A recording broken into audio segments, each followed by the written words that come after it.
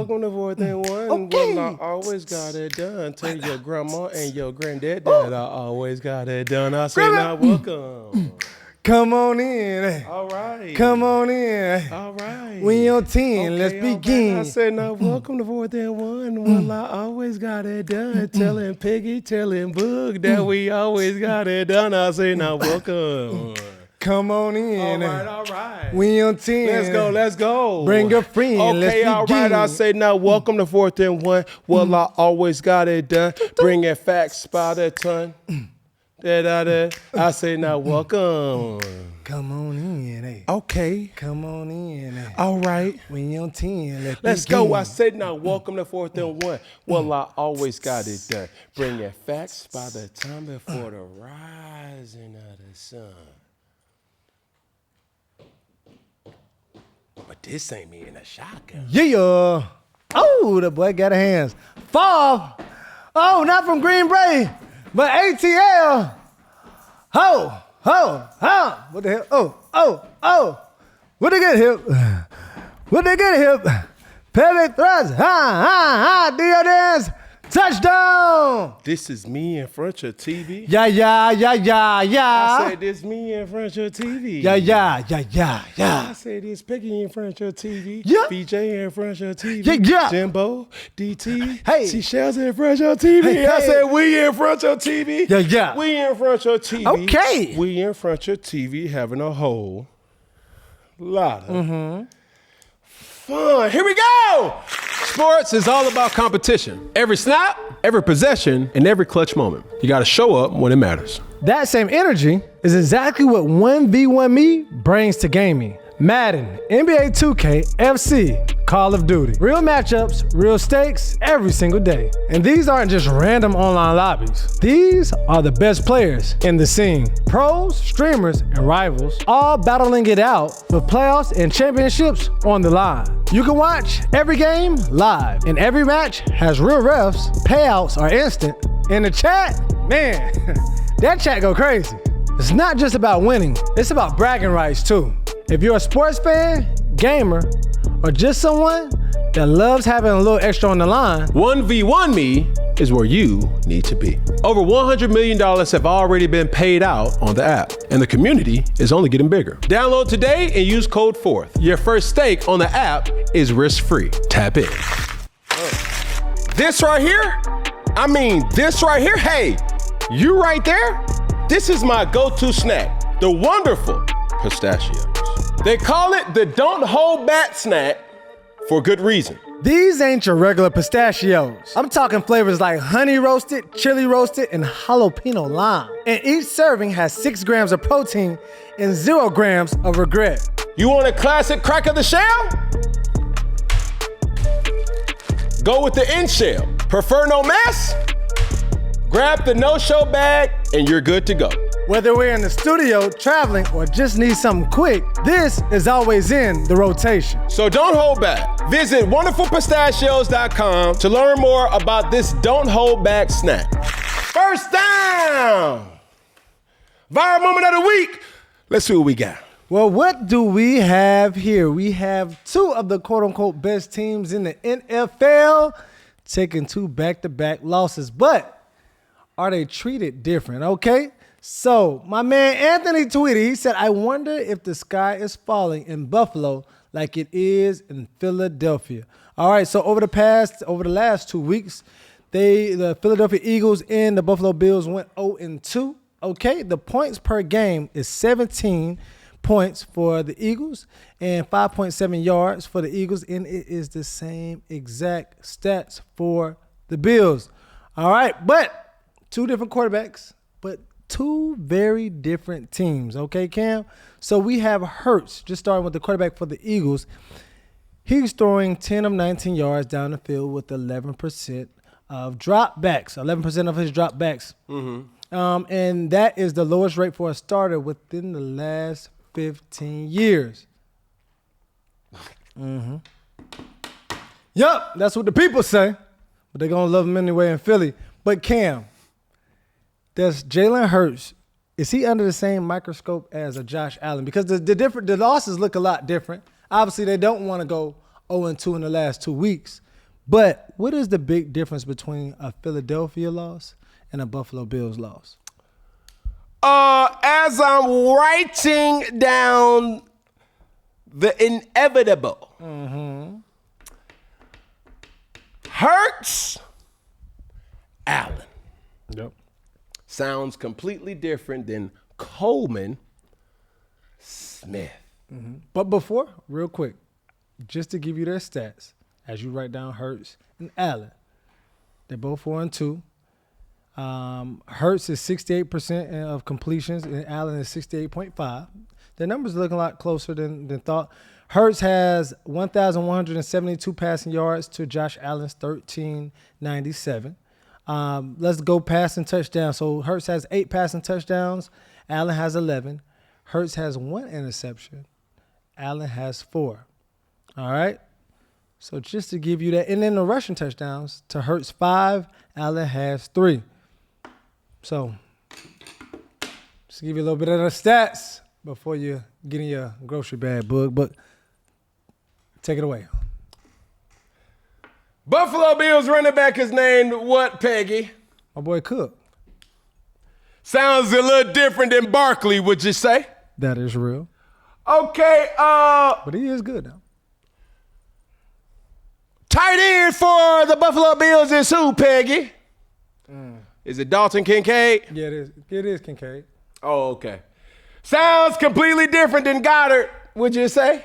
Yeah. Okay, wide receiver for the Buffalo, Peggy. One of them's name is Coleman, you say? You got Keon. Kirko out.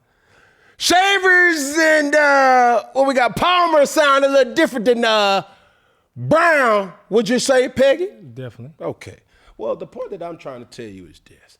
Josh Allen, even though he ain't playing to the level of play that he needs to play for Buffalo to have a fighting chance, Okay. has definitely underperformed in these last couple of games. Yes. But the mounting pressure is different because Jalen Hurts has all these amenities at his disposal, and he has been able to muster not as much as he needs to, Yeah, that's real. and it's coming to light. Okay. And it's not a Jalen Hurts thing because I don't think that it is a Jalen Hurts issue because these are all facts. Jalen Hurts probably has had more of an offensive change at the offensive play calling position more than anybody in the last, I want to say, 20 years. And what is that offensive chain? He's dealt with so many people calling plays Different in play his calling. ears, dating back to college. Okay. Yeah. I don't think Jalen Hurts has had the same offensive coordinator for 3 years in his whole collegiate and professional career. So a consistent 3 years he has had. He ain't had the same coordinator for 3 years straight. He has not been stable. He's been what we call a journeyman.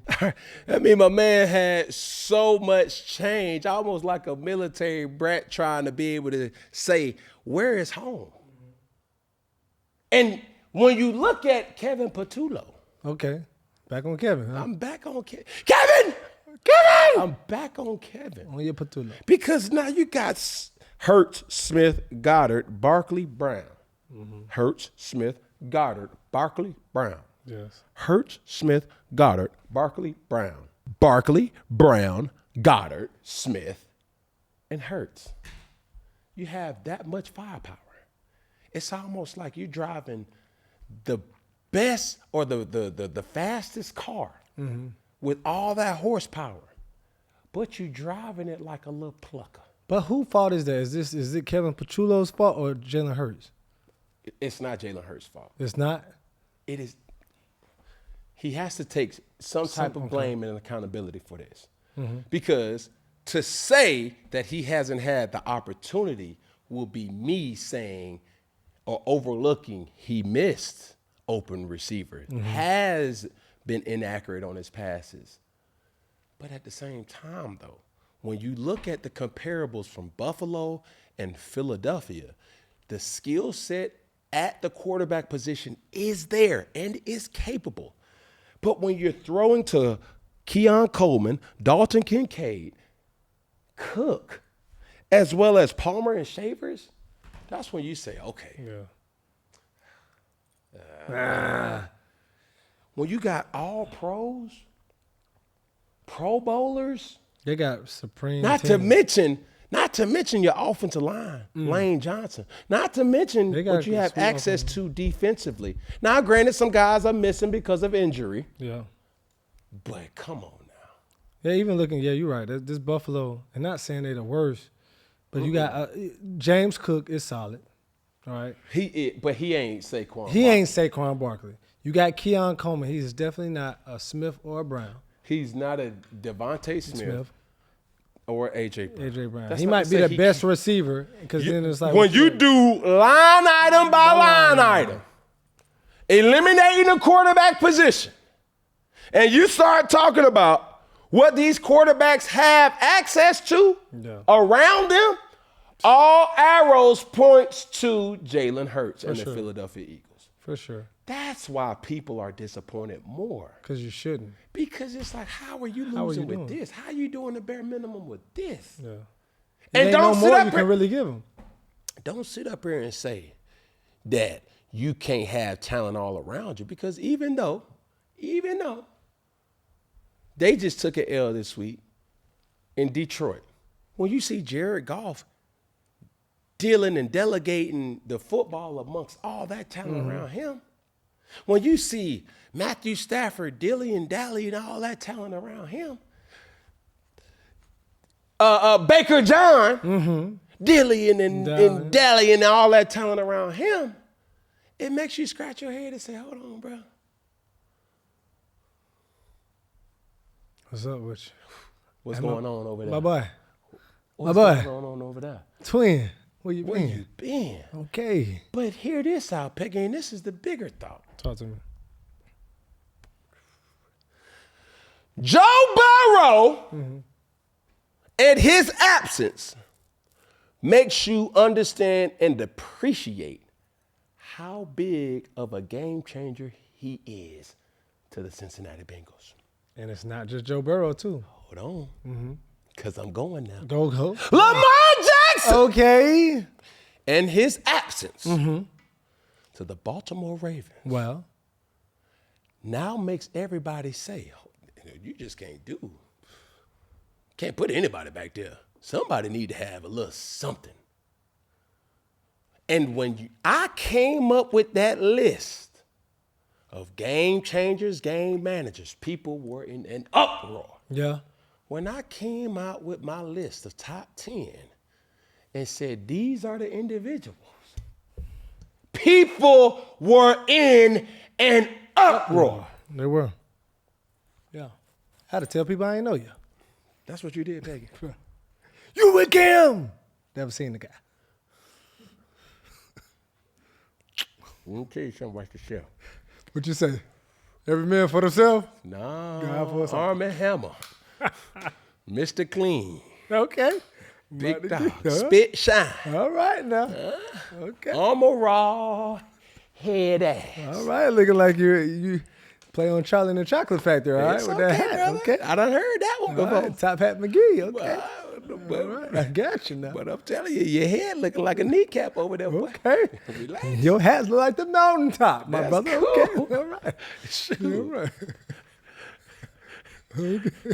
Head ass. Okay, that's fine. I'm trying to tell you. Slow down, Peggy. You know what I'm saying? I ain't never disown you now. I know. All right. Face ass, boy. Come on now. Slow down. Okay. All right. You looking like Pops from the Wham Bros in the shirt, my brother. Yeah. Face ass, but hold on now. All right, now. You just can't put anybody under the helm in Baltimore because can't. rumor has it Yeah. that Lamar Jackson is the key ingredient. He is. And speaking of that, the key ingredients, the Ravens are averaging 6.5 points per game without Lamar Jackson this season. This is a completely different team. All right, Yuri even tweeted. He said, I knew Lamar Jackson covered up for a lot, but I didn't realize he covered up for all 52 other players. Now, that's extreme, but still, maybe, maybe not. But that team doesn't even look like the Baltimore Ravens right now.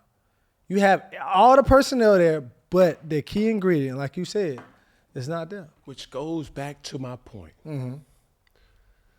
Anybody who's watching this show, I would challenge you to go back to the takes that I had with covering quarterbacks. Mm-hmm. It ain't no shade. It ain't no smut. It ain't no disrespect to nobody. It's my job to give the analytical critique of the football player. And what I've seen in the Philadelphia Eagles, it's been underperforming at that specific position. And it hurts me to say that. And it's not just Jalen Hurts' fault. Okay. It's Nick Sirianni and it's Kevin Patullo. It just falls on Jalen Hurts. Because Jalen Hurts is not the boisterous person even after the game. He's the guy that says everything right. He's a politician. He's going to say all the right things. He's going to take accountability, rightfully so. Yeah. But sooner or later, somebody has to say, hold on, dog.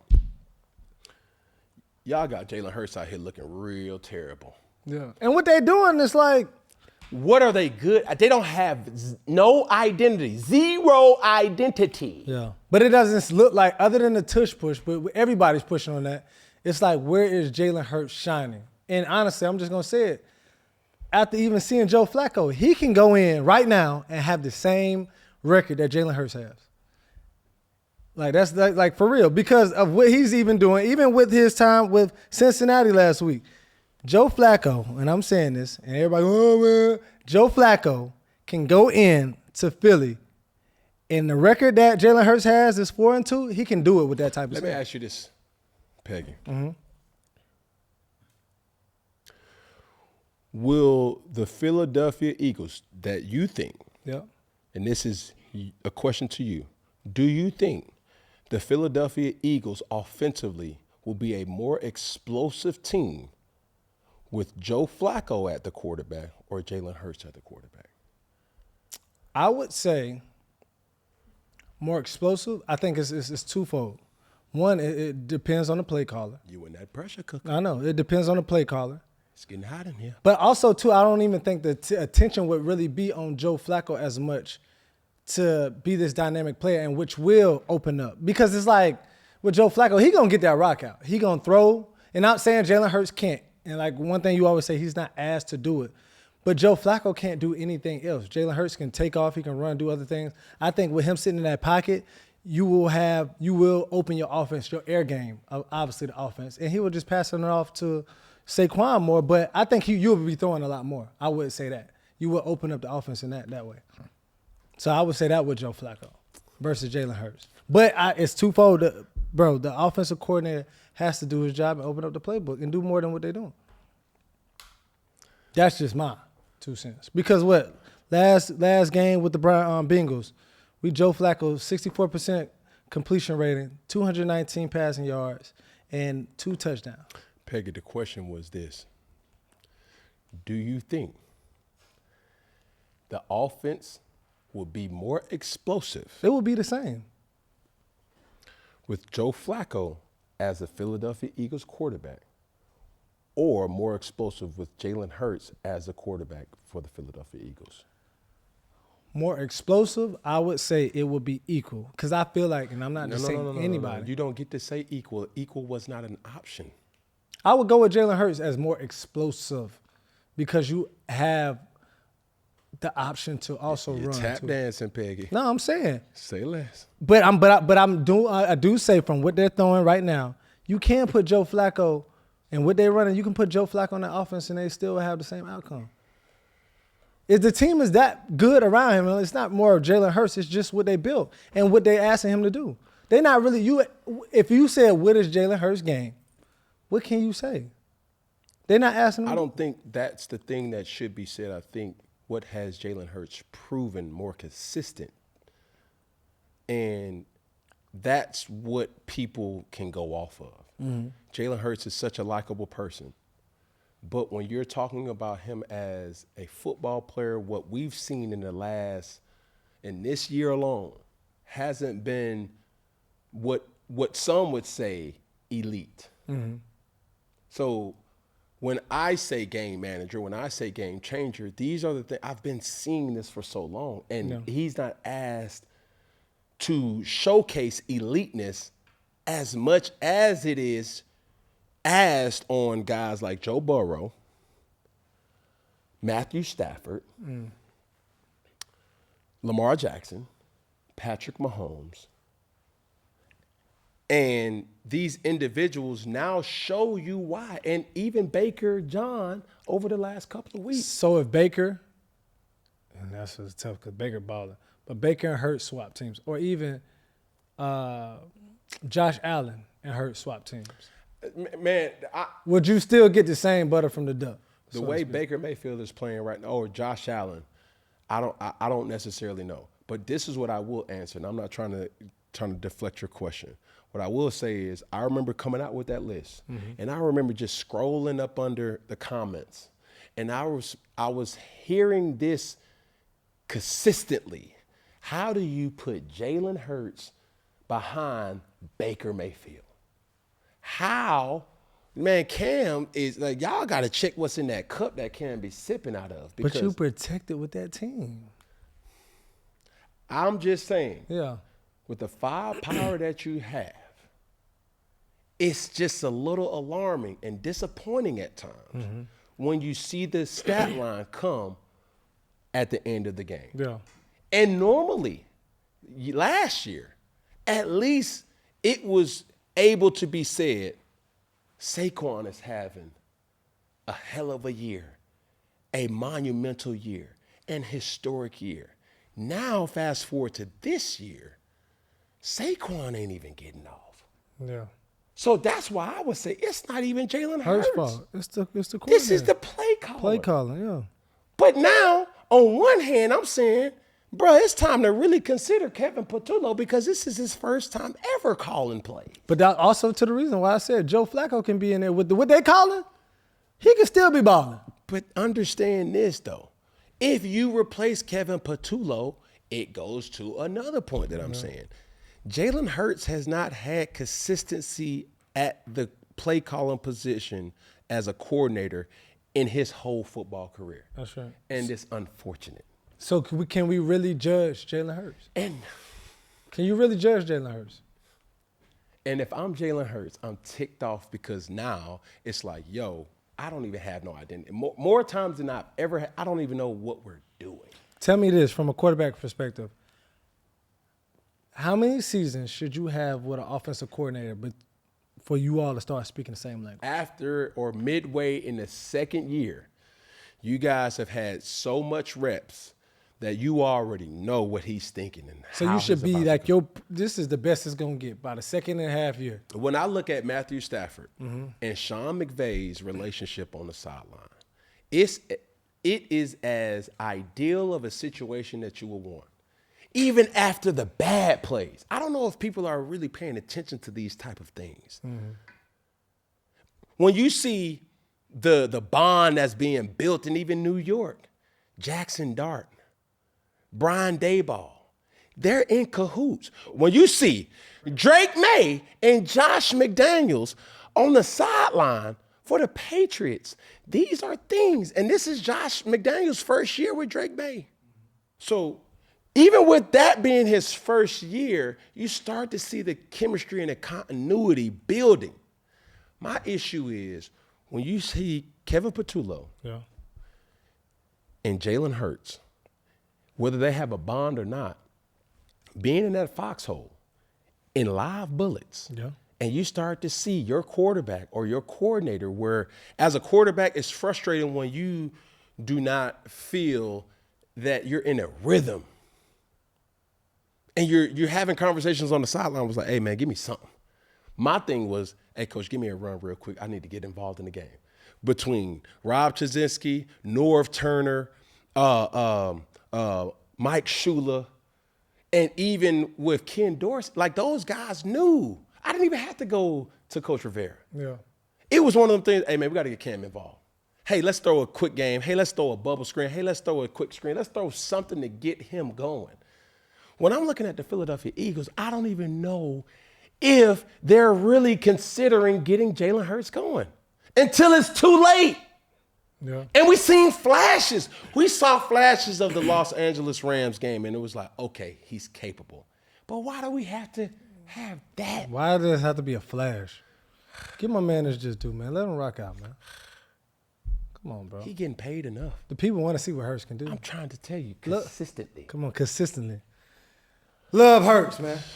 Meanwhile, we got the people's attention, Peggy. Please remind the people, tell the people, and make the people like, share, comment. But most of all, Peggy, make sure they do what? Subscribe, We're a little bit behind the time, a little bit behind the time, a little bit behind the time. VJ, the biggest. Mm-hmm. Tell the people, remind the people, yell to the people, make the people like, share, comment. But VJ, make sure you do what? Subscribe, dog! Okay, we got a rookie on set. We got a rookie on set. We got a rookie on set. We got a rookie. Now, Miss Owens, please step up to the mic, and I'm going to give you one more example where you have to get outside yourself. This ain't where you trying to be cool, sir. This is where you tell the people. But before you go, I'm going to have Shell show you, because we do have strong women a part of our fleet to tell the people, instruct the people, make the people shells like, share, comment, like, share. I said like, share, comment, like, share. I said like, share, comment, like, share. I said comment, like, share. But most of all, shells, make sure they do what? Subscribe, dog!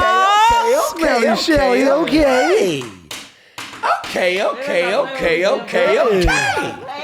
Miss Owens, if you would do the honor of telling the people, make the people, and instruct the people to like, share, comment. But Miss Owens, make sure the people do what? Subscribe!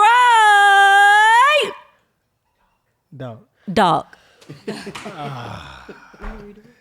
Maybe. Bless her. Bless her heart. Go ahead, sister. Sit down, sister. Go on, sit down. Come on, sit down. I'm gonna give you one more example, maybe even two more examples, because now we done got all the JV in the 9th grade out the way. Here's that. I thought I was at least a little boss today. Because now, boss today. Jimbo, I'm sorry.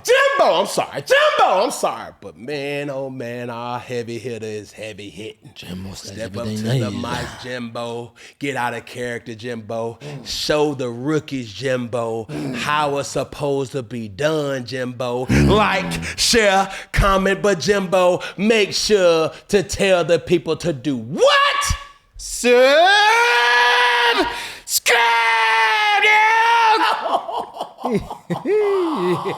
Jimbo slice, everything nice. Everything's nice.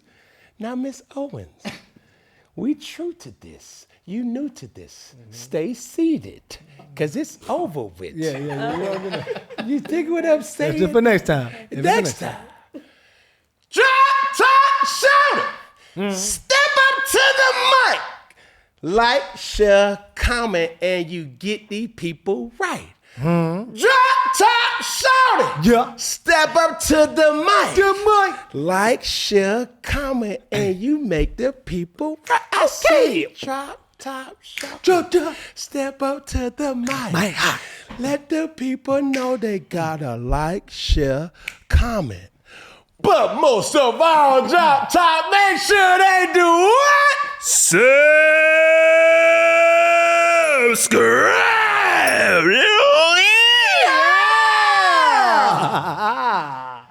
We good, Miss Owens? Say less. Got it. Now, all together while we got the people's attention. Everybody. Make the people, tell the people, yell to the people, make sure they like, share, comment, but most of all, make sure they do what? Subscribe, dog. Thank you. Yeah.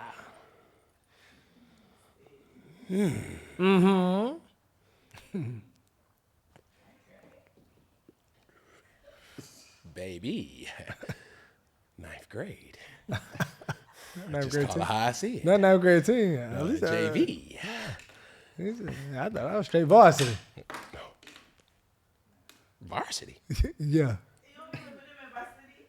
Who? Him? I'm talking about me varsity. JV. I'm pro. At best. Man, boy, please. Yeah, okay. And stepping up to the mic Yeah. as the JV varsity. Man, please. No. Step up to the mic for the ninth grade captain.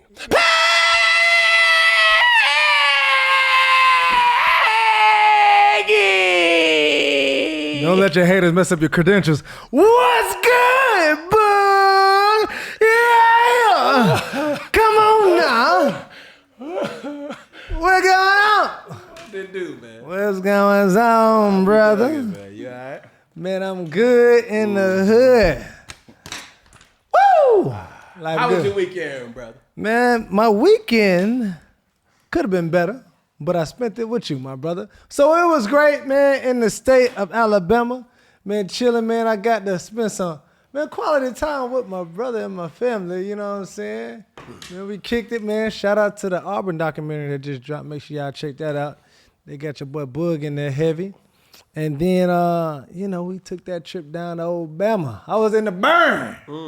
You know what I mean? So, man, it was good, man. And thank you to obviously all the work you put in, but you gave my family a great experience as well as the company a great experience to celebrate you this past weekend. So, man, the weekend was good, man, with great people and obviously honoring you on your special day of retirement. But I would be remiss if I didn't show the people exactly what went down in the moment. One of the greatest players in college football history. Number 2, Cam Newton. Cam came to the Browns in 2010, and in just one season, etched his name into Auburn history. Let's hear it for number 2, Cam.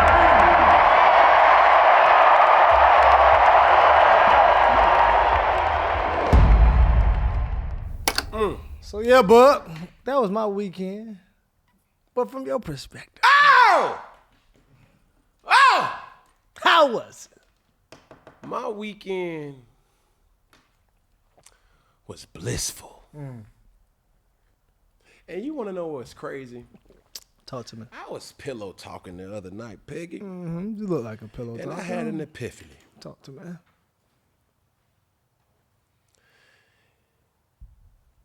Everybody who did not share my last name that came to celebrate my jersey retirement did not know that version of Cam. That's real. Think about that. That is real. Including the person I share my bed with. And as we was talking, I said to myself, I'm like, dang. She was like, babe, I'm thinking like,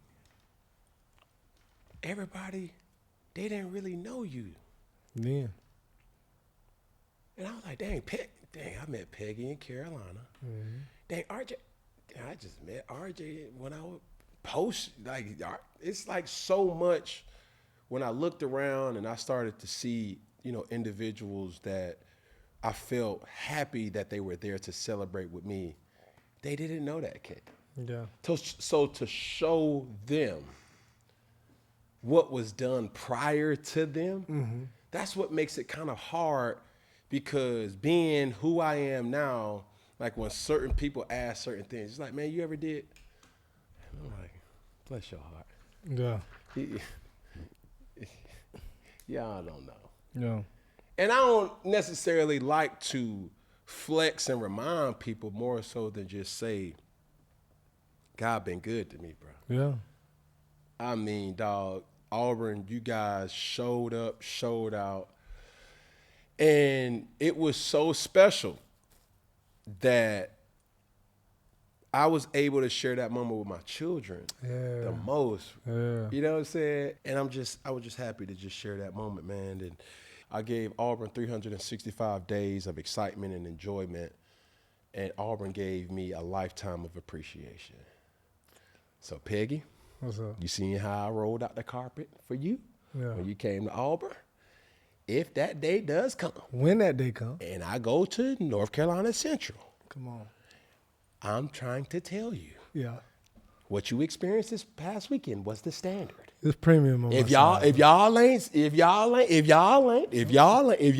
gonna give me that, It's got that. don't invite me. Well, I'm only going to be invited if it's that, brother. But I would like to say something for the people that have known you, after the Auburn stages and that celebrate with you now.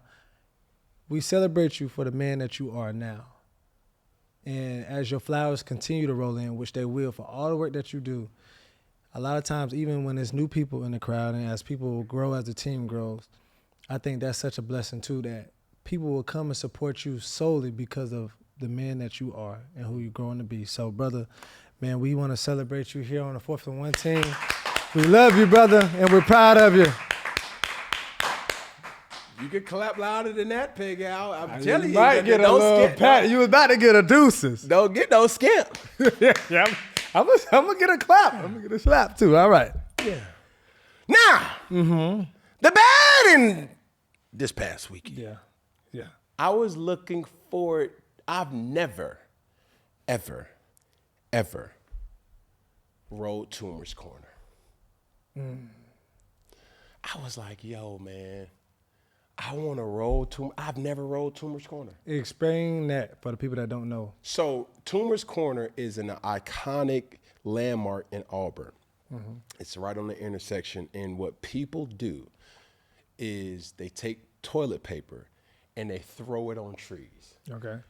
It came from older times when fans would show the players coming back in town from road games and road wins that they saw them, supported them. So when they would come drive through Toomer's Corner, you would see the fans roll Toomer's Corner as a sign of appreciation.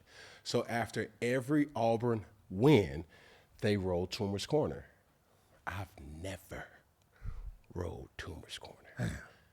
I was looking forward to rolling Toomer's Corner. Well, you gotta get back there so they can roll. You was at Good Luck Charm when you was playing. Now you're coming back. Tell you, I bro. need to keep you away. Watch it on TV. But man, they from the officiating mishaps and the blunders and the squanders, bro, I was so mad. But the time was had, though. Yeah. But this is the thing that people have to understand. Yeah. While you're watching these games and realizing that a referee makes a mistake, it not only impacts the game, but it can potentially impact a person's job.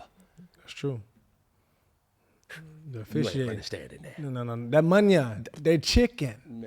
You're taking it off my table. That cheese ain't on that sandwich. Oh my goodness, that's a wish sound. Man, I'm trying to tell you. What you got for me, bro? And what we got is Kirby Smart in his breakdown of how the officiating went. Yeah, they're clapping. So I told them before the game, if these guys clap, it's a penalty. They can't clap because it will false snap. I've lost games on that before in the stadium. And I told them, I said, if they clap, I'm going to tell you. I got somebody in the box watching every play. They were clapping. So I ran over to him and said, they're clapping. They're clapping. And he thought I called timeout. And so I wanted to make sure he understood it. Go lip read, because I'm screaming, they're clapping, they're clapping. I didn't need a timeout because we were going to get it off before the shot clock. It was 2-1, and we were going to get it off before the play clock ended, and I didn't need a timeout. It was the fact that they were clapping. I wanted them to call it because it's a penalty. So we got Survey says that's a lie. you seen the, Come on, bro. Come on. but it didn't stop there. That's what he was saying. But also on Auburn side, some issues with the officiating as well. You can't. Georgia was given a timeout. Did not request a timeout. We'll reset the ball and run the play. No charge timeout. They were running out of time on the play clock. It would have been a delay. They were running out of time on the He's play calling clock. timeout right and Kirby there. Smith on the video board is clearly timeout. calling a timeout. For the love of Pete. I don't know what is going on. Rubber Pete! Gracious. Type of stuff. You just bail them out. He was literally calling timeout. Look at him. He's running and calling timeout. Goodness Running and calling gracious. timeout. And you can read his lips. I know. Nigga, And read he's it. like, So this is the thing. This was such a key moment during the game.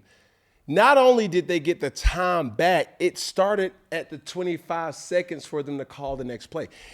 What I would have wanted is, just for the sake of everything, put 2 seconds back on the clock and then roll at him. Because now it's almost as if you called a timeout because everything starts fresh. Yeah. Oh, my God. He like he was calling timeout. Felt a certain type of way, bro. Y'all did take the L, brother. Man, dog, man, we had a blunder on it. And then even that was a little sticky too, man. What? The L? The quarterback sneak. Did he fumble? I'm like, bro, I think he crossed the goal line. But here's some football 101. This is why I didn't like that play call. Talk to me. Because Jackson Arnold, 90% of the time, takes the snap from where? Where? He on the center. No, shotgun. Shotgun. Yeah. He took it under the center that play. When you're not comfortable of going up under center, naturally, it's an uncomfortable position for you. It seemed like he didn't even have the ball the whole time. On top of that, the pressure mounting of the situation, they did a quick huddle. They all rushed the line of scrimmage. Mm-hmm. Peggy, you could have said, Beetlejuice, and he was going to snap the ball. Mm-hmm. Everybody's on edge. So you better get ready. That's not natural and normal for him to be in that position, right? When you see Jalen Hurts, he takes snaps from up under center, so therefore he's comfortable in any type of situation. You see what I'm saying? Mm-hmm. When you have an individual that's not normally comfortable of being in that position of receiving snaps, I would have liked for him to be in a gun right there. Mm. Why? Okay, you do a sugar huddle. Because now, explain what a sugar huddle is. Sugar huddle is a step closer than a regular or a sugar snap is a step closer than a regular shotgun snap, but it gets you closer to the line of scrimmage. Oh. And in that type of climate, this is where I thrived, because whether it's a first down, but more specifically for touchdowns, there's an imaginary line of scrimmage that all you have to do is do what? Break that line. Mm-hmm. You just got to cross that line. So if I jump and break that line with touchdown, it's a touchdown. I don't give a damn if I get hit to the 50. Or if the ball get knocked out, you just got to cross it first. With control of the ball. So when I'm looking back, I'm like, golly, it was such an intricate time, because number one, 17 to nothing going into the half is a different ball game. That's a different mindset. 17 to 7 going into halftime is a different ball game. It was 10 to 7 at halftime. A whole different ball. That's just a field goal away, and it's like, So, did I feel robbed? Yes. And somebody got to see me. Here we go, next clip. Okay, man, is it true that Stephen A. Smith got folded like fresh laundry? He was pressed by Mr. Alexis, Serena Williams' husband.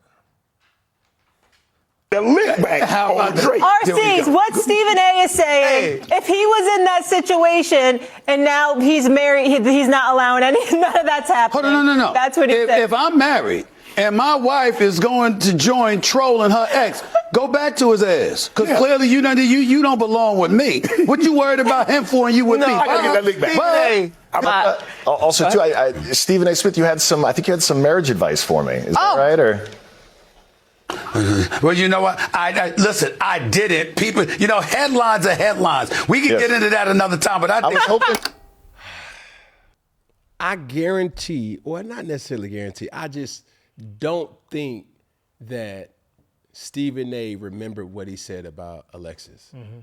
Or in what he referred to him as. Yeah. You dig what I'm saying? Because it was like, the comment is what the comment is in reference to Alexis. Correct. He took offense to it. Mm-hmm. But it was so long ago. Alexis was holding that. Oh, man, he kept his receipt. That balloon was in the house there. Oh, he definitely kept his receipt. And in that moment in time, he probably forgot. Hold on. Well, hold on. You can see that on his face like. Correct. But he's so sharp. Oh, but I remember. Just hold on, Petty Cam. Just stay right there. Just stay right there. But just think what it would have been like if both of them was in studio.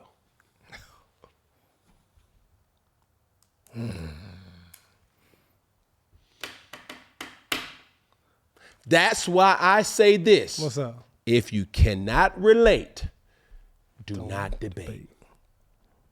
Because right there, being a married man, you got to stand on business. You got to. For your household. Because I got to go back to it. If you can't relate to that type of dynamic and situation. That's a different type of fight. Because now you testing my gangster. Now you testing my manhood. My now lineage. you testing my household. Yeah. Because my wife will look at me different. My lady will look at me different. My woman will looking at me different if I let you slide on by. Like what? Anything. Man, listen. Try to say something. You ain't say that in the Stephen A like that. Try to turn over, go to sleep. But don't have no nightmare. What, he had a nightmare about Stephen A, huh? Oh, you got too many games, huh? You want to play? Play with Stephen A. Don't play with me. You want to debate with me, but you won't want to debate with Stephen A. He was ready. When he would get ready for first take. Boy, this is my boy. I was expecting you to, nah, that don't sound. Because the thing is, he went out his way to make sure I had something to say. I'm going to make myself readily available. Yeah, because I can't go back home. And he looked like an individual that was ready to stand on business. Big like, hey, bro, hold on. Remember what you said? Everything ain't all peaches and cream, big dog. Like I was wishing that you was here. I got 1,000,000,001 reasons for why I could have missed this opportunity, but I wanted to make it a priority to step to you because I want to be nose to nose with you. Yeah. I'm all in now. Peggy, I don't know if you want to be like that with another man. No, chill. It was given what you was doing last night. No, please. And hopefully it was with her. It was not him. And they never know him. Now, I'm saying all that in good faith knowing who Stephen A is. And he made a statement. Yeah, he made his response. Glad that it didn't escalate or anything like that. He is her husband. He loves her dearly. They have 2 wonderful children together. And I have absolutely no issue with him whatsoever wanting to address that situation with me because that's her husband. And I certainly meant no disrespect towards him at all.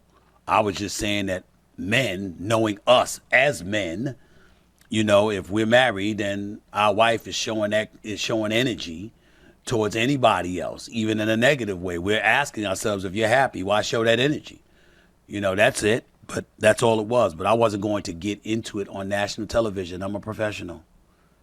Now, if it had escalated and he wanted to get into it more, we'd kept the cameras rolling. I'd have said fine. But he was sitting there saying, you wasn't married, right? So, you know, you give him marital advice. That's how he framed it. And he says, I give advice about building companies because that's what I do, essentially implying that I'm not married, so who am I to say something like that? I'm saying paraphrasing.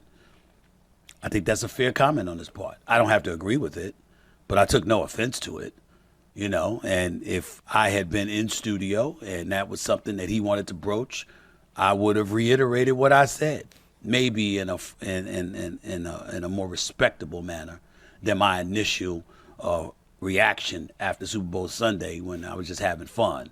But that's neither here nor there. The point is that I respect him. That's her husband. That's his wife. And evidently, he didn't like what I said. I respect it, and I wish him and his wonderful wife, who I think is the GOAT, greatest tennis player, female tennis player of all time. Stephen A is a true professional, the way he put his words together. That was very professional. That was. That's one of the most challenging things about being a public figure and being in front of the TV screens for people to critique you. Yeah. All eyes on you. And it is so sensitive sometimes of how you have to word things. Mm-hmm. And there's been times in my career and even in my life where a lot of people didn't like what I said. Yeah. Or didn't like how I said certain things. But one thing about it, joke or no joke, this or that thing, it was. But I will say this, and this is a testament of how big a brand is. I think it matters more off of, number one, who's saying it, and the platform and the reach of the platform they're saying it on. Let me say it this way, Peggy. Because that does too matter. Because I think people take more sensible, like, you said in front of the world versus John in the basement. I've been in positions where I had to apologize, and that doesn't feel good. Yeah. But here of late, I ain't apologizing for nothing. Here of late, yeah. I mean everything that I said. And if you don't like it, let's talk about it. Come on the show. Let's chat. Mm-hmm. It don't matter if you're Stephen A. Smith, Alexis Ohanian, Gilly, Serena, Ryan Clark. Yeah. Jalen Hurts. Yeah. Omar, Peggy, Collins, it don't matter. Don't choke on the smoke now, brother. Hold on. Keep it a deal. But in all seriousness, though, you never want to put yourself in a position where you're going to have to apologize. Yeah, that's real. Let's see what you get. So whatever you may have thought, or even heard about me, I am extremely intentional. And that's jokes included. Yeah. No. I was just no. I mean that. No, I mean that. Real talk. And even though it may be a joke, I'll never let a joke cross a line where it becomes disrespectful for a person that don't view that as a joke. Mm-hmm. You see what I'm saying? You know how to read the room. Hello. Yeah. Next clip. Indiana is rolling, and it's all because of their head coach, Coach Curt. He says, it's pretty simple. I win, Google me. That's just a quote, but this is a video that showed the man behind the winning season. What are we, 10-0? You are 10-0 for the first time in program history, Coach. Not bad. There's a lot of skeptics. There's a lot of doubters. I get it, right? Haven't beat a top 25 team. Nebraska's 25th in the coaches poll. We beat their 56-7. How are we not right now seeded for a home game? Yeah, it's pretty simple. I win. Google me. 126 years of Indiana football. Best season in Indiana history. Number 1 out of 126. We got our way of doing things, and, we kick ass and take names. We figured we'd just adopt SEC scheduling philosophy. Okay, no. I can't let you get away with that, old Coach Kirk. You had me, Coach. But that's where you go. You can't just be loosely using the SEC. Now, you had a big win, and you went into Eugene, Oregon, and you handled your business. Mm-hmm. My hat goes off to you. You got some players. And to prove to everybody, last year's run wasn't a fluke. It's looking like y'all going to have another invite to the college football playoffs. Yeah. Congratulations. But one question poses the thought, Peggy. If Deion Sanders had that much bravado and that much swag of braggadociousness, do you think he could get away with it, Peggy? They had the tomatoes ready. So the thing that you have to understand about Coach Curt Cignetti is that it don't matter if you like what he's saying, because he's backing it up with the good old letter used in the alphabet. What is? W's. Okay. No James. You dig what I'm saying? Mm-hmm. He winning. And he has won pretty much everywhere that he's been. Yeah. Elon and James Madison. But all these coaches that's getting the big boot. The question now comes, how loyal is he to Indiana?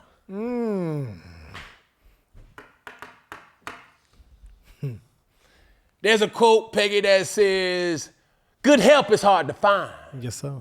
Well, I'm going to put a sports twist to that. A good coach is hard to find. But when you find them, you better hold on to him. Yeah, good coach hard to keep. Good coach is hard to keep. You know Boy, you own one. All right. Trying to tell you.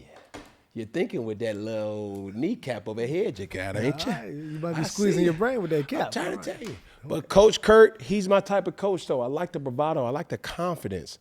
And if I was a player that hears a coach have this much confidence in his team, it'd make me go a little harder for him. It'd make me, relax, Peggy. It'd make me understand that if he has this much belief in me and us, oh, man. No. I'm going to go on and handle my little business a little bit more. Yeah.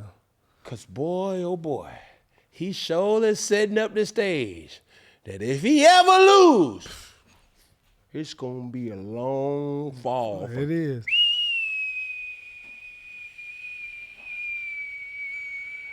Timber.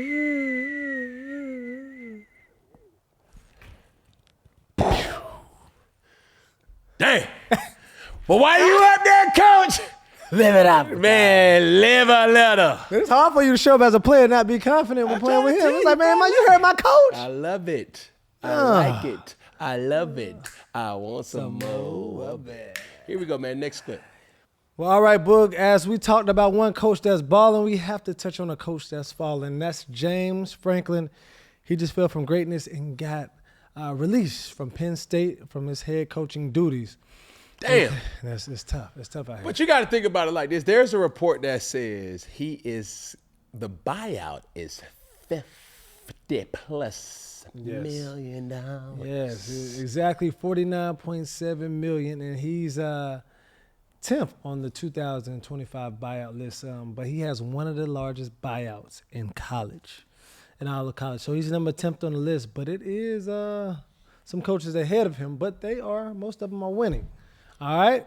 But with this guy right here, man, James Franklin is required to look for another job in coaching or broadcasting, according to a copy of his Penn State contract obtained by the FOS.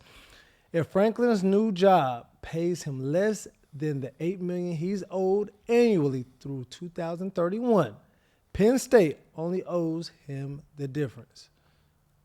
So that's a different little setup. That's unique. That's still a lot of money. That's still a lot of money. I don't care. And we ain't talking about no pennies. You know what I mean? I don't care nothing about what you supposed so to you do. still that's you getting a great paid for nothing, bro. You getting paid for nothing.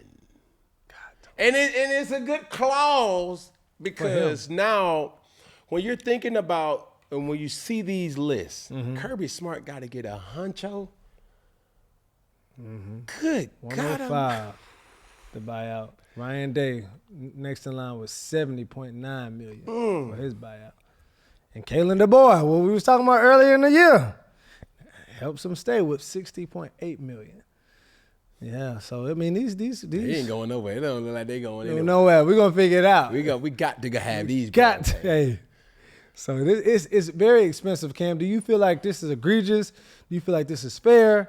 You know, even when coaches don't finish their tenure at the university, what's your thoughts? Well, everybody has been mentioning on this topic, but the reality is James Franklin did not get fired because he was not a good coach.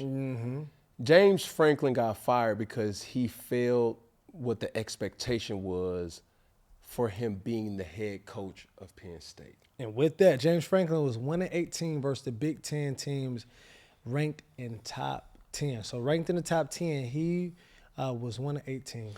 And that's how you get them incentives. That's the thing. And that's how you get paid. And that's how you keep getting them additives for years and years and years and years. And I think you said something even as we came into the show. You said it's not just about winning the games, but it's winning the games that matter. That matter. You know, and at each school, each team is different expectations, but I'll let you dive deeper in that situation. Like it gets real tough here because, yes, did he have a winning record? Yes, but at some schools, that's expected. That ain't a flex. That ain't to just say like, It's hey, the ground level. Man, bro, that's bare minimum. You supposed to win. We're bringing you here to win. Yeah. We're paying you to win. And another thing was, it wasn't as if Penn State and the boosters or the support did not work with him to give him everything he needed.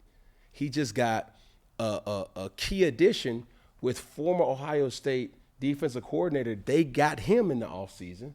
They got a deeper bag to go get recruits during the offseason from the transfer portal to retain the talent that they did have. And you got talent. Yeah. How do I know, Peggy? How you know? Because when I was playing NCAA college football, everybody kept playing with doggone Penn State. They got talent. Man, what? At least the NCAA good. Not during the update. Oh, no. They're down a coach. You feel what I'm saying? Man, please, they were top 5 teams with talent until that update hit. And they was like, no, he ain't that fast. That dude ain't that strong. He can't throw like that, and he can't catch like that, and he ain't tackling like that either. Let's go on and dock that skill set. Huh? But there's a tweet right here. I want to hear what my boy got to say. Oh, so the tweet that you were referring to, Dave Portnoy said, also, I don't understand how college football coaches have these gigantic buyouts. What other profession do you make out like a bandit for getting fired and being shitty at your job? It has never made sense to me. Well, there's a lot of people that feel how Dave feels, but the reality about that is the game has changed. Mm-hmm. Yeah. You know, and to go back, you know, not to get messy or anything, but James Franklin was the coach that came into a situation that wasn't necessarily ideal. Mm-hmm. Yeah. Coming into a university that had penalties on top of penalties because of the Jerry Sandusky issue, but Joe Paterno was there for so long. Yes, that's real. So James Franklin was the follow-up, and to bring a struggling university that was had infractions after infractions and penalties on the penalties, he brought them out. But now, when we got out of that situation, it's now like, hold on. Do you think that alluded to his pay, though? I think it was definitely an appreciation, but it's also the market value. Yeah. Yeah, that's real. Finding a good coach is hard to find. Hard but to now these coaches have these insurance policies in place where it's like, man, everybody knows, and each coach will tell you this, it takes time to insert and be properly, and your plan to be properly executed. You can't just do that after a year. People forget, Nick Saban didn't have instant success at Alabama. Yeah. It took time. Kirby Smart didn't have instant success. Urban Meyer didn't have instant success. Gene Chizik at Auburn didn't have instant success. Success came because they needed the buy-in, not only from the players, but the fans, the boosters, and all support staff, right? Yep. So that's some of the things that you have to understand, but there's even more to this situation as well, too, Peg. Talk to me. All right, so as we talk about college, and you said people are making out, or Dave Portnoy said people are making out like a bandit in situations, and you said there's boosters on the line. Boosters are giving so much money. We have an interesting take about the insurance that a booster should have when investing the money. Want to hear one of the craziest side businesses of the NIL era in college sports? Try booster insurance. That's right, booster insurance. Brainchild of Arkansas coach John Calipari said, hey, if I go ask a booster or a business or even my school's rev share for $1 million to get a player, what happens if that player gets injured on day one, doesn't play? Player still gets his money, which is great, but everyone else is out. Enter booster insurance. Enter 32 teams, a group that's offering, backed by Lloyd's of London, a deal where Arkansas is going to pay 3% premium to get this thing insured. $30,000 on $1 million player. If that player is lost in the season before January 15th, Arkansas gets all its money back. If it's by February 15th, they get half. The player's lost, but the school gets to take that money, use it for next year's recruits, use it to fund the program or whatever. They're protected. It's a lot of money out there that's not being insured in college sports, so enter booster insurance. It's a weird one, but it's coming for college athletics. Man, listen, as we keep diving deeper and deeper and deeper with amateur sports no longer existing, and now you're going from really rec ball to middle school ball to now being a professional athlete for the major 3 sports. That has never been the case. Baseball, basketball, and football in the United States, right? Now, when you go to high school, in some states, you can start to collect NIL disbursements to a degree. Mm-hmm. Obviously, when you go to the next level in college, it's a free fall.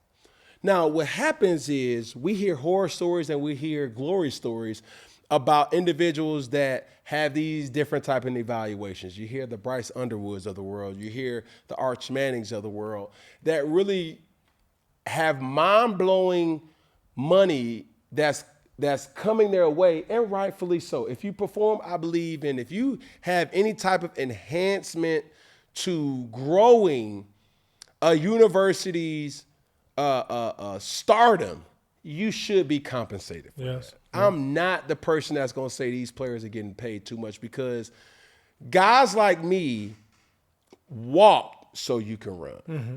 When you hear deals from Carson Beck or the starting quarterback, at a Clemson, or the starting quarterback at an Ole Miss and an LSU and Penn State, these guys are garnering a lot of money. But now, when you start to say there's businesses that see opportunity with saying like, hey, what if that person does get hurt? We have a lot of money tied to this particular individual. And just like anything else, it is that idea to say, how do I get an ROI on my investment? Yeah. For those who do not know what ROI stands for, it's a return on investment. It's still an investment. Yeah, it is. When you see certain players, these are living beings that you say, I'm going to give this individual X amount of dollars to be able to perform at a high level. So therefore, it's changed the whole landscape. Why? Because we look at him a little differently now. Yeah. When Arch Manning struggles, when Bryce Underwood struggles, when Klubnik struggles, when your favorite player on a team, the Ryan Williams struggles, when Jeremiah Smith struggled, no longer could you say, oh man, he's just a kid. It's like, hell no. He making grown man money. Man, he making generational money. Now, these people who are investing in this type of money, because the truth of the matter is you have to invest to have a chance. That's real. Ask Texas Tech, right? Mm-hmm. Ask Auburn. Yeah. Ask Alabama. Ask Georgia. Ask Tennessee. Ask Ole Miss. Ask USC. Ask Ohio State. Ask Texas.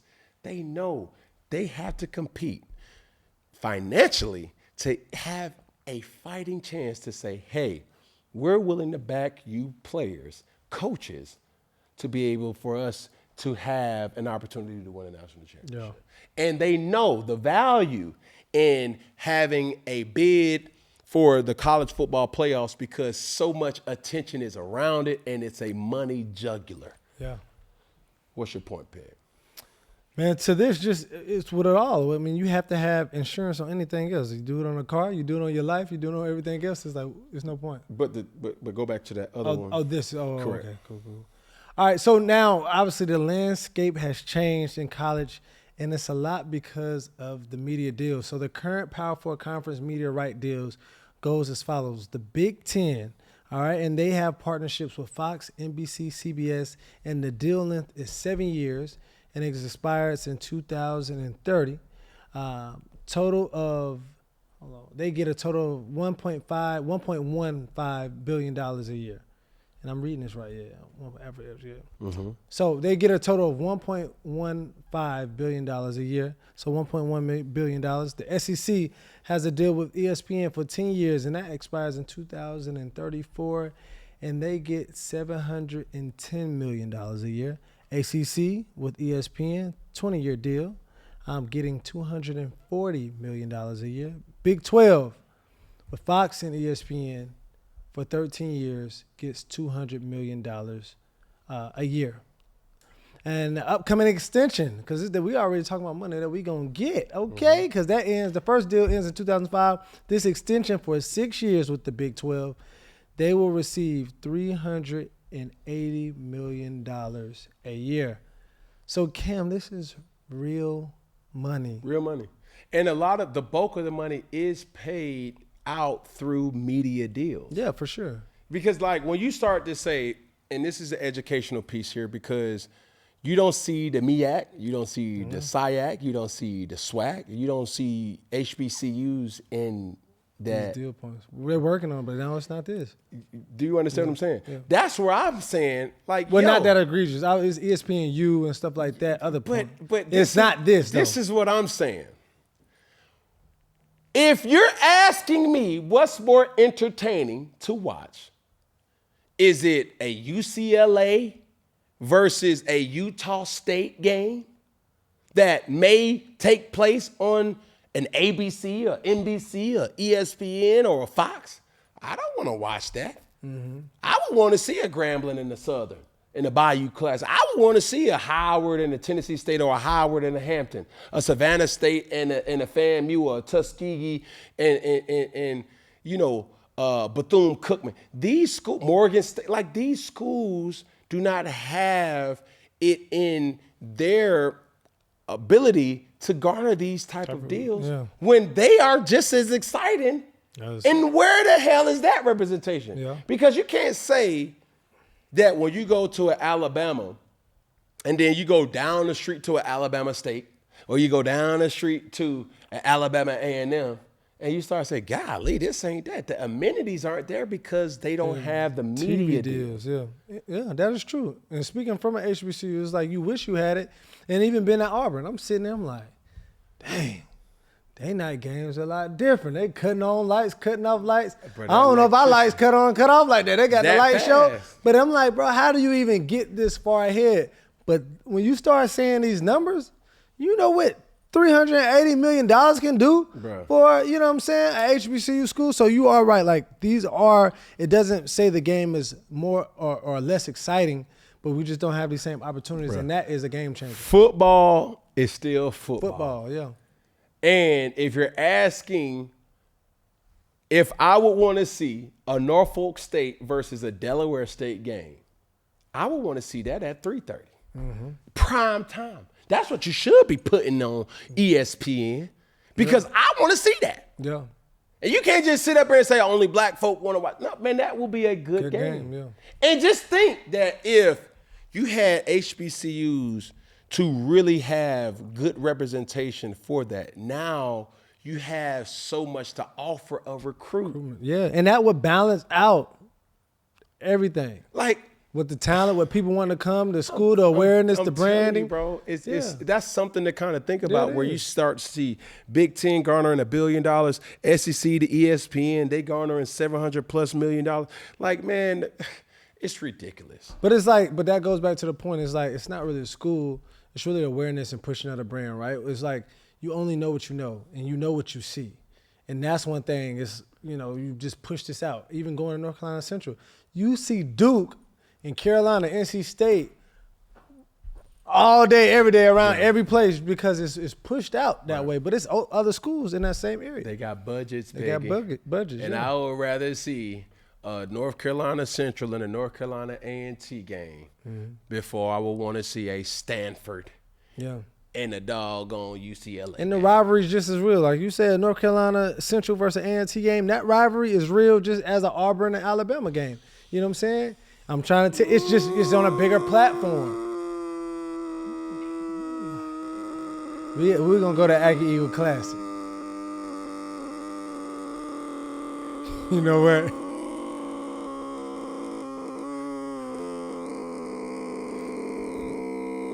Boy, it sound like he constipated.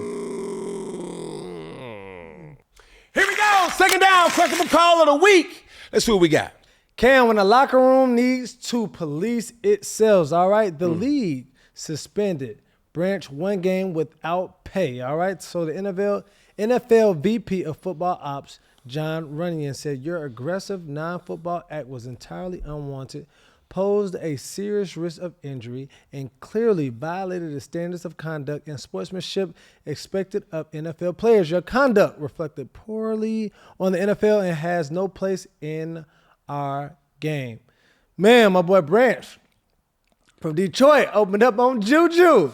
He should have bobbed and weaved, but he didn't. And got knocked to his knees. You got sucker punch. You got sucker punch, boy. My boy. If I send you this picture, Peggy, that means it's on site. It's on site. It's on site. My boy got he's holding, if you zoom in, he's holding the brother by his ear. I can't grab anything else, but I'm going to hold your ear and I hold your steady.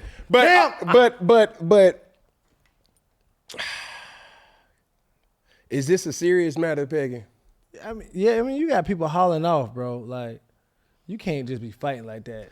Petty Can, come here real quick. Man, I got to tell you like this, bro. Because at the end of the day, some people will push you to the limit and they think that person with that black and white shirt can save you, and he can't. Yeah. That's a real thing. People be acting tough between them lines, but after that whistle blow, bro, it's some real individuals that really want to see about you. Huh? And Brian Branch ain't playing. Brian Branch stood on business like Trent Williams stood on business. Big Trent ain't. Big Trent stepped the dog on Richard Sherman. Hey, bro. Hey, man, say, man. After the whistle, after the game. Yeah. Because sometimes, bro, some people's smack talk can run a little deeper and then you get a little too personal. Huh? Because when Brian Branch had his opportunity to say why he did it, he was like, oh, man, he made a dirty hit or this. No. Knowing what I know, Peggy. Yeah, he was like, man, it was something that was said. Yeah. Huh? Yeah, it was something said. I think it was something that said that's like, bro, you're going to have to see me after the game. Hence the words. If you ever paid attention to the words that I said, Peggy, go on Petty Cam, because we done with you. We don't need you to instigate no more stuff. But if you ever listen to the words that I said, I take all smack talk with one ear and not the other, and I will always say this to the player. If that's how you really feel, just say it after the game. Because now, after the game, that lets me know that's how you really feel, and you ain't just get caught up into the excitement of the game and that tough bravado standing on macho. Yeah. If you think I'm a hoe, if you think I'm vagina, if you think I'm ovaries, if you think I'm a placenta, if you think I'm a female dog, that I got a cycle, we gonna have to. We gonna see. I'm trying to tell you. Hello. Goodbye. Okay. Because that's what they're gonna be telling you after I get done with you. All right. Juju thought this was the TikTok. He got tick and top. No. Tick-tock. Clean your clock. Okay. Boy, I'm trying to tell you. Because that's the thing. Bro, I have never witnessed the type of vernacular that is used in a football game, and I have never experienced it in any type of dynamic. And I done seen a lot of people fight in my day. Yeah. And I done seen a lot of words said through my ears, even though they small. I know. Slow down. All right. I seen your eyes right here. Hello. They got to remove that light from that doggone head now, because the like light bulb is there. Yeah, it's like they glued to the side of the head. Understand. But to be in the thick of things on a football field and hear how some individuals talk to them, boy, they can put it together, boy. Yeah. It ain't enough. It ain't enough explicit words, curse words, derogatory words. I mean, they calling mamas out their names, girlfriends, wives out their name, calling you everything but a child of God. My Lord. Oh, my Lord. So me knowing what I know, something was said. Something had to be said for you to, bro. Because late hits and dirty hits is always in the game. Yeah. But he said something. Yeah. I'm just going, that's my opinion. But is it acceptable? Like, what should be the retaliation? Absolutely not. So Brian Branch, I think, bro, you have to have more emotional intelligence in that situation because, number one, you now jeopardize another individual, given off of what you said where he put your career at jeopardy or something along those lines. If you would have punched Juju Smith-Schuster and broke his jaw, broke his orbital bone, broke, bruh. But he had him leaking, bro. But that's the thing, bro. You can't bring the streets. It could have got ugly. But this is what Ryan Clark said that was extremely interesting too. The first person or one of the first people to come to the rescue for the Kansas City Chiefs was Pacheco. From what the video showed, Patrick Mahomes. Oh, Patty, yeah, he did. If Patrick Mahomes would have broke his knuckle, would have broke his hand, I think that was Kareem Hunt. Trying to break up a fight on your behalf. Bro, you know what that would have been? What they used to say in kindergarten when somebody was in trouble? Ooh, you in trouble. But hopefully he learns from this and becomes better from this, knowing that these type of displays is not warranted in this game. But like, if you was a vet in this locker room, would you have said something to that? Like, bro, people forget, man, that you're dealing with alpha males. Yeah. So it don't matter how you felt, more so than what is the proper way of getting through. Mm-hmm. Because when a person is hot, man, you can't talk to that person. Man, I know when I'm hot, I don't want to talk to nobody, bro. I don't give a dag on who you is. I'm not trying to talk to you. And I don't even really want to be around a lot of people, too. Yeah. Because, like, that energy, some people laughing and some people keep trying to touch you. And they like, man, bro, chill out, bro, chill out. Man, bro, I don't even like you. Why are you even talking to me? Because then you going to get somebody else ass whooping. Trying to say it today. Oh, really? You know what I'm saying? These hands have somebody else's name on it. But when they get to throwing, cuckoo. Yeah. Cuckoo. Man, it's so masculine in these locker rooms sometimes. So you just have to be careful how you handling individuals. And I think, to be true, is Brian Branch looks like he's a good guy. Yeah. Contrary to what. Yeah, he has some run-ins. Yeah. But, you know. He still, is a human being. Exactly. And understands that, like, okay, he understands, or if he didn't understand, he knows now that it can cost you. Here we go, third down, fan question of the week. Let's see what we got. Some sports take said, what do NFL QBs, or what did Cam do during halftime? Oh, my goodness. Halftime, man, it was always one bag of orange slices, 2 strawberry peanut butter and jelly sandwiches, and I would make what I would call Cam juice. Then that was what I would be drinking all game, too. It's like a good concoction of hydration things that just has more flavor than your typical water, Gatorade, or anything else like that. But during the halftime, it's a whirlwind, because typically you'll have a locker room, depending on if it's home or away, but in any locker room, it gets real tight because you have trainers, you have doctor staff or medical staff, you have players that's in there, you have coaches that's in there. They're trying to make their adjustments, and typically you have anywhere from 15 to 20 minutes.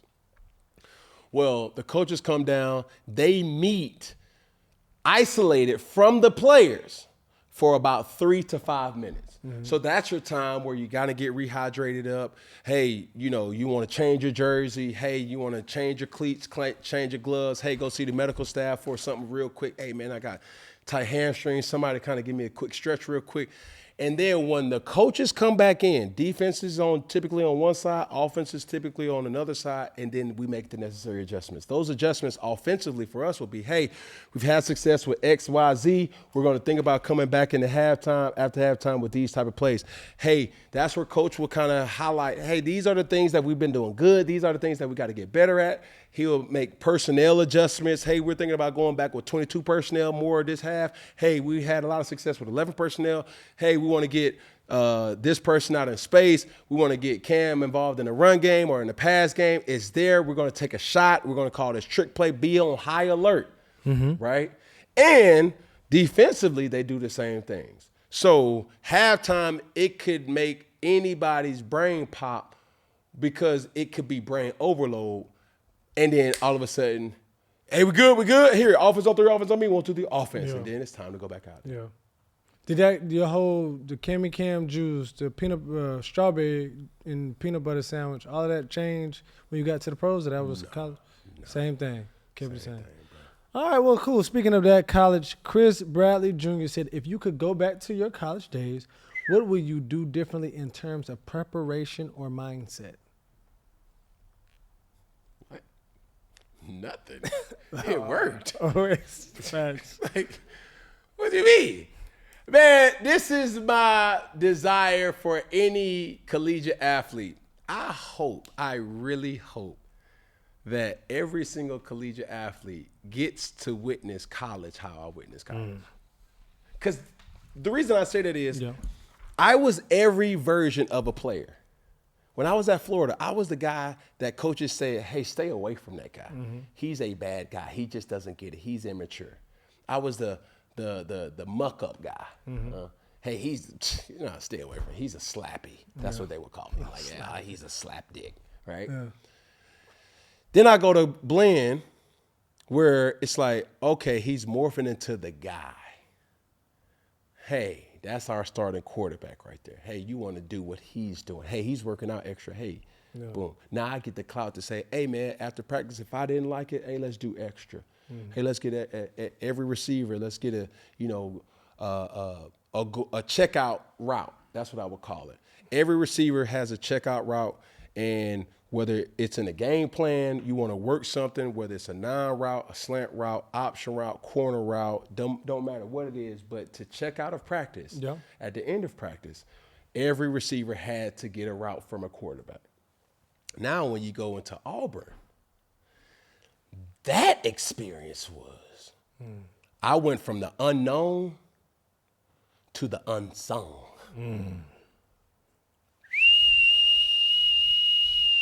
That's a difference, boy. First floor to the penthouse suite, huh? I'm trying to tell you, boy. Yeah. I just wish that every collegiate athlete get to experience that type of love and appreciation. Because, man, oh, man, Peggy, just think what you saw on Saturday. What if Auburn would have won at the helm of what you did?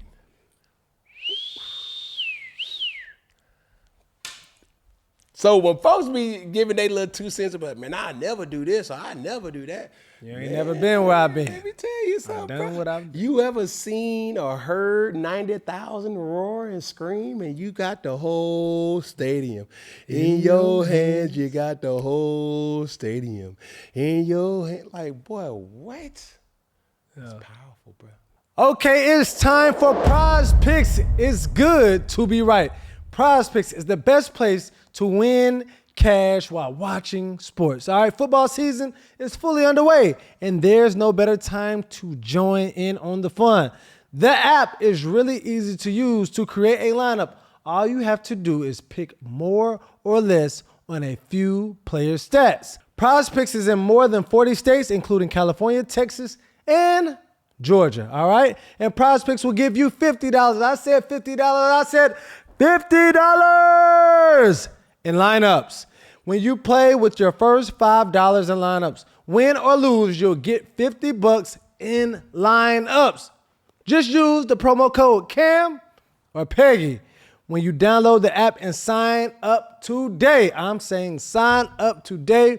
Use the promo code CAM or Peggy. The link and more information is in our description. It's good to be right.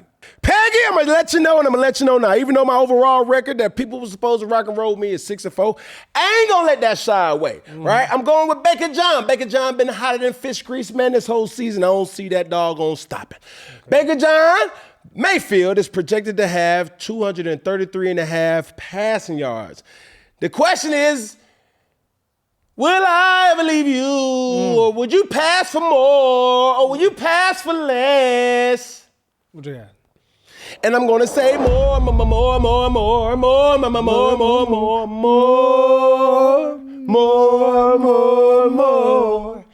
Say less. Okay. All right, we got Jackson Dart, projected to have 170.5 passing yards. The question is, Will I ever leave you? The answer is less.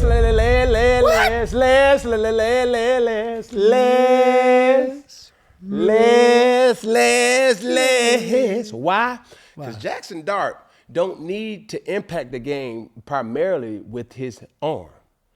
Jackson Dart can have 150 yards passing, another 45 or 50 yards rushing, and that will be a winning recipe with doggone Scat Pack Scatterbo. Skip. I like his first name. Yeah. It's all right. It could be better. Yeah, all right. Garvin. Garvin. Yeah. If they are able to control the line of scrimmage, which I think Coach Brian Daboll wants to do, that's a winning recipe. So I'm going with less for Jackson Dart right there, Peggy. Okay. It's definitely good to be right. PrizePicks. What's yours, bro? Well, I'm trying to be right this week, and I'm going to be right this week. Since we're talking about Jackson Dart and Scatterboo, I got Cam Scat Pack Scatterboo is projected to have 55.5 rushing yards against Denver. All right? Will I go more or will I go less? I will go more than 55.5. That boy Scat Pack, boy, he been balling. He been balling and ain't falling, okay? He ain't got a little swag when he scores, so I have to go with Mo. All right, so Scatterboo, man, against Denver, I see him finding these little, man, get out of here. Man, but don't be hating on my picks, brother. I'll let you say yours, brother. Give me the same respect, player. Okay, and Jackson Dart. All right, you better play him smart. Projected to have a half passing TDs against Denver. Man, them boys in blue, man, I got to keep it true. And I'm going more with your boy. I think he's going to at least throw a TD against Denver, all right? I don't know if they will win, but them boys both will get in the TD against Denver. So I'm going with Jackson Dart on this one this week. So you're going to be glued in to the Denver and the Giants game this week. Yeah. They're talking about them boys in blue. They say keep it true. That's definitely a good pick because that game is going to be won at the line of scrimmage. It is. It's going to be like one of them little gritty games. No dance moves. Yeah. I'm with you, Peggy. Here we go. PrizePicks. It's good to be right. Say it one more time, Peggy. PrizePicks. It's good to be right. Well, let's say it together then, Peggy. PrizePicks. It's good to be right. And that is our Week 7 picks of the week from PrizePicks. All right, make sure you tap in with the app, and now you can even follow us on PrizePicks at Cam Newton and at Peggy. Use that as your promo code, Cam or Peggy, with our custom link in the descriptions to get started. Here we go. 4th down. Newton's Law. Peggy, what do we have here? Well, Cam, all right. The last 4 QBs taken number 1 overall have seen their head coaches fired during their rookie campaign, all right? 6 of the last number 1 overall picks have seen this, all right? So we have to dive in to see, is this a real issue? And is the NFL really properly training up these young pups to be big dogs in the league at the quarterback position? Ways I do, and I think the proof of that too is you watch some of these guys that you would have said had rough early stages of their careers, the Sam Darnolds and the Baker Mayfields, and the success that they're now having in their second and third stop after they've had a chance to get some experience and maybe be in some more capable situations. At the end of the day, I really have kind of developed a formula just based on observation, for a lot of these young quarterbacks in finding success in the NFL. And first and foremost, I think a lot of these guys need about 50 high-level starts before you're going to know what you have in a quarterback. And that includes college and then at their time in the NFL. In other words, if you go draft a guy who has all this upside potential, but he only had 15 to 20 starts in college, well, guess what? You're going to have to sit around and wait 2.5, 3 seasons before you can really develop this guy. He needs those 50 high-level starts. He needs a solid veteran backup quarterback in the room with him that's going to help guide him, teach him how to be a pro, teach him about preparation. He's going to need to be in an offense that fits his skill set or can be built to his skill set. You're going to need to build the team around him. I I saw a great quote from Liam Cohen down in Jacksonville the other day, just talking about a lot of the success for these young QBs is about timing and circumstance early on in their career. And that is absolutely right. Now, some guys are going to develop a little bit faster than others. Some guys are just going to be in better situations. You know, QB's best friend, great defense, great run game, right? If your team doesn't have that, you're just putting more pressure on this kid. So at the end of the day, that's really the formula. And now you just need a patient organization, patient fan base in order to get that QB to that level that you want him to be at. So, Cam, you are an anomaly or an outlier to this, but Drew Brees, as you heard, said you need 50 high-level starts from college and the pro together to really see what type of quarterback that you have. Bro, so what's your thoughts?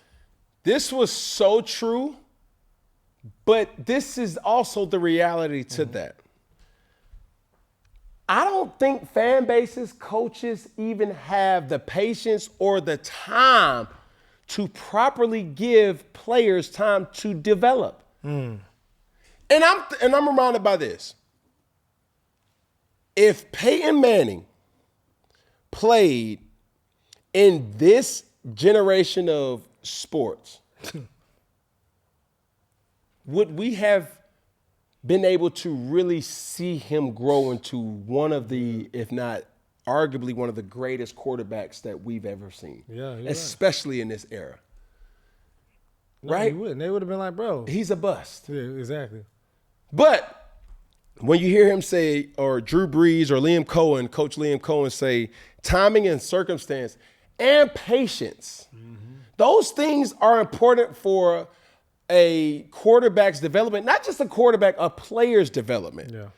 Because oftentimes there've been so much to be said where fan bases are starving for somebody to take control. And unfortunately for fan bases, it's going to take time for that individual to grow into their greatness. Yeah. The thing about it where it gets tricky to say, hey, he needs 50 high-level starts. Well, I'm reminded about a situation now where you think about one of the top prospects that's coming out of college right now or potentially can come out of college right now in Dante Moore. Yeah. His stock is rising probably more than any other quarterback, and rightfully so. Yep. I know him, and he's came through the program as C1N. But I'll take him for example. Okay. This is his first year starting. No. I take that back. This, when you collect all his starts, right, and you take the starts that he had at UCLA and combine that with potentially having an opportunity to go to the college football playoffs, he can still very well and be a top 5 pick. Yeah. Right? Yeah. And he may only have less than 30 premium starts. Yep. The high level starts, yeah. You with me? I'm with you. If he goes into a situation, let's say like Cam Ward, where he's the day one starter,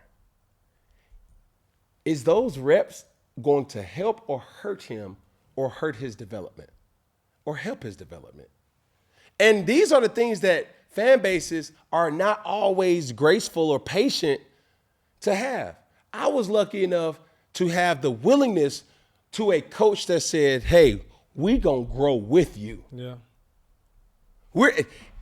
Marty Herney, Ron Rivera knew this to be true, and Mr. Richardson knew this to be true. We're not able to compete right now at your rookie year, but we're going to build a roster around you. They tried my rookie year by inserting key talent at the tight end position.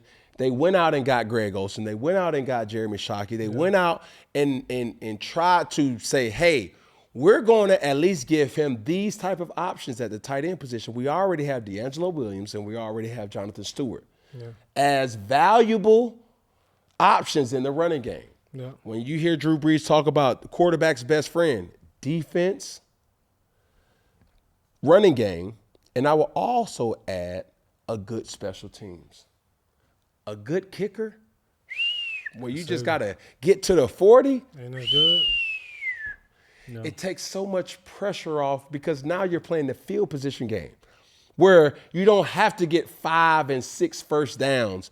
You can just get 1 first down and you're in field goal range. Mm-hmm. That's a difference. You can walk off the field with a one score, chunk play and a first down. Yeah. It lowers your focus on how much. It's not hanging there. You don't have to score. You want to score. You want to. But you don't have to score. Yeah. These type of things, and I don't think a lot of fan bases really understand, like, yo, the Indianapolis Colts had a plan for Peyton Manning. Yes. The Indianapolis Colts had a plan for Peyton Manning. Yeah. The Indianapolis Colts also was blessed to have a guy like Andrew Luck to come in instantly and turn that return on that investment happened fast. Yeah. Because even just to put a magnifying glass on Peyton Manning, his stats from his rookie year, he started all 16 games. They went 3 of 13. He had 3,739 passing yards, 26 touchdowns, but 28 interceptions. And he was 56.7% within his passing rating. Passing complete. But those things, when you think about guys like a Troy Aikman, right, who come into this league and don't have instant success. Yeah. But it's not overnight. A thing that also is a quarterback's best friend, and he hinted toward it in Drew Brees, I'm still talking about that, is a solid veteran quarterback. Man, I don't think this person gets enough praise, bro, but I'm going to give him his flowers right now, bro. Derek Anderson, for me, yeah. Hey, fella. Hey, bud. Hey, where you at, fella? Look, like, he helped me grow. I knew nothing about being a professional quarterback. Yeah. I thought I did. I had the talent to be a professional quarterback. But Derek Anderson, Ken Dorsey, Mike Shula really was the morphing power to saying, hey, get our guy right. Hey, make sure he comes into each meeting with a notebook,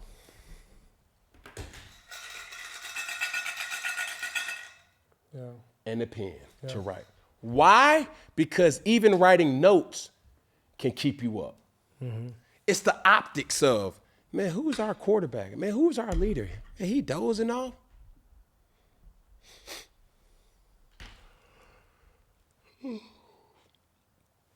If your teammates are seeing you snooze, what is that saying about you? You want to be the person that's always in it. It got to a point when I was in Carolina that my competitive nature took over. After my 3rd and 4th year in Carolina, even though we had some success in going to the playoffs, not playoff success, but we went to the playoffs once during this time, every time that I would come into every time I would come into work, and I wasn't always driving. I would always either have a scooter or some type of technical apparatus that would kind of get me from point A to point B. I used to always stay uptown, so I would either walk or do something that would get me up. But I will always see a white Range Rover. And I'm like, man, who the hell white Range Rover is this? One particular day, I go in the white Range Rover, and then folks don't know a player's parking lot and how it looks like. Man, it looks like an exotic car lot. You got Range Rovers, Porsches, Mercedes-Benz, Ferraris, you got Rolls Royces, you got all type of cars. Yeah. But this particular car was always there. I looked on the license plate. It had an Oregon license plate. Man, I'm like, man, who car is this? Every time I would go into the locker room, you know when a person is there because the equipment staff would always make the seats in unison. So typically when you go into the locker room, in our locker room, if you see a seat already adjusted, that's a highly chance that person or somebody's there. I would come into, you know what I'm saying, a couple days, couple years, and I started to say, man, how in the world is Derek Anderson as a backup quarterback beating me to work? And not only is he at work, and granted, this was before Postmates, this was before Uber Eats, this was before any type of grab and dash and any type of electronic device that could order any type of food. I knew Derek Anderson in the morning was damn near going to be barefoot, walking around the locker room, drinking his iced coffee and chewing tobacco. Yeah. So that means he was up early enough to go to Starbucks, get his order, place his order, and to be the first, not one of the first, the first player in that locker room. I started to take that personal. I started, no, ain't nowhere in the world. And he didn't know I was peeping him. Yeah. I took that personal. As the leader of the team, I need to lead by example. And anybody knows this about Cam Newton. Being around Cam Newton, am I a morning person? No, you're not. No. I've just accepted. No words. So much so, man, my kids ain't even morning people. Like, bro, our drives in the morning is so quiet. And everybody cool. If it doesn't require us nodding or shaking our head, then cool, man. All that giggling stuff in the morning. Man, my son Caesar, boy, he the worst at it, boy. Caesar get up, he jumping all perked up and like, hey, good morning, Daddy. I'm like, listen, boy, hey. Get the hell pissed out. In your cornflakes, Cam? Get the hell out my damn. God, somebody. Get that, man, I ain't with all that jolly stuff in the morning. It's not. Trying to tell you, that's how we Everybody else chosen all the way in the back seat. He gonna take a sleep. Kudos, she gonna, you know what I'm saying? She gonna chill. Big Poon, he already knocked out and he the first one to go to school. And Suge, he out the way. He ain't really friendly. So for me, observing that from Derek Anderson made me a better football player as a leader. I didn't know that was important. So anytime I see or hear quarterbacks or hear leaders, and I'm like, hey, bro, what time you get into the facilities? Oh, man. Matter of fact, what time does the first meeting start? And I would treat that like if the first meeting starts at 8 o'clock, I need to be there at 6. Because now for that first meeting, I would give myself grace to say, I ain't got to see nobody at 6 a.m. Yeah. That gets me up at it. I'll probably have got my workout in, got some good treatment. So by 8 o'clock, I'm really tricking myself. Now I can at least start talking to people in a way that's not like, man, bro, don't talk to Cam. Because if something come up in that meeting, I have to be very involved for sure in that. Derek Anderson taught me that, man, and I'm just blessed to have had him and Joe Webb. Those guys really took my career to that next level, and it had nothing to do with skill. It had everything to do with the optics of being a leader. So when Drew Brees says, you know, certain key things, a solid veteran is extremely important. But I will argue the fact to say, I don't think you even have enough time to have 50 high-level starts because in certain situations, you may not even get But that's what I was going to ask you, getting to my point. It's like, how much time is too much time and what's not enough time? Even when you go back to Peyton Manning's statistics, when he has that many interceptions in 28, but he has 26 touchdowns. There's something there. You can see flashes of, okay, we got something here. Which makes it completely different than an Anthony Richardson situation. I was going to say, Anthony Richardson, where you see, okay, we got something. But now when you do certain things, it's like, hold on. We got to keep building off of that. We can't teach that. We can't teach that type of checking yourself out. Okay, not showing up to meetings on time, you know, not really being involved in meetings and showing, prove like, hey, man, I'm taking those, asking certain questions, taking the leadership role as being the coach on the field, in the weight room, you know, at certain things. Because people just think, man, I'm good enough that, man, they'll bypass a lot of my mishaps. And that may be true. But being a professional quarterback, which you are labeled also in comparison to being a CEO of a Fortune 500 company. You have to look the part, act the part. More so, act the part. Because it's not a right or a wrong way to be a leader. You just have to take command of that locker room. And guys have to respect you. And what better way for people to respect you? If you win. That's real. You never want to be losing and somebody look at you sleeping in the doggone meeting room and they get to say, that's why we losing right there. Our doggone quarterback, That's why. That's why. You want the that's why to be that's why we winning. That's why we up. Exactly. When you hear people talk about Jaden Daniels, it's all positivity. Man, he different, bro. Man, he want to win. Man, he's here this. He's that. Man, that's what you want people to say about you. When you hear people talk about Jalen Hurts' leadership, it's the same thing. That's why. It's no denying who he is. Yeah. Even so much so that I marveled at when he was at Oklahoma, probably when he was at Alabama. After the games, he would go work out. And it's like, damn.